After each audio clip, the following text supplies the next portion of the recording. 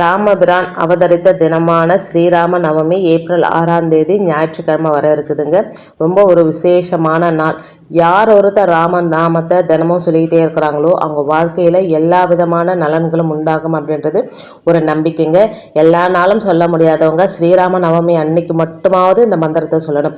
இந்த மந்திரத்தை சொல்லும்போது ராமபிரானோட அருள் மட்டும் இல்லைங்க, சீதாதேவியோட அருளும் அது மட்டும் இல்லாமல் ஆஞ்சநேயரோட அருளும் பரிபூரணமாக கிடைக்கும். ராம நவமி அன்னைக்கு இந்த மந்திரத்தை எப்போ வேணாலும் சொல்லலாம்.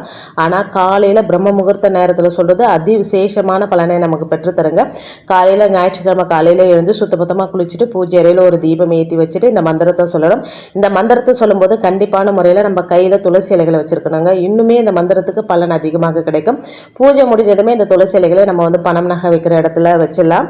அந்த மந்திரம் ஸ்ரீராம ஜெயராம ஜெய ஜெயராம. இந்த எளிமையான மந்திரத்தை ராம நவமி அன்னைக்கு மறக்காமல் இந்த முறையில் சொல்கிறவங்களுக்கு வாழ்க்கையில் எல்லா விதமான நன்மைகள் உண்டாகுங்க.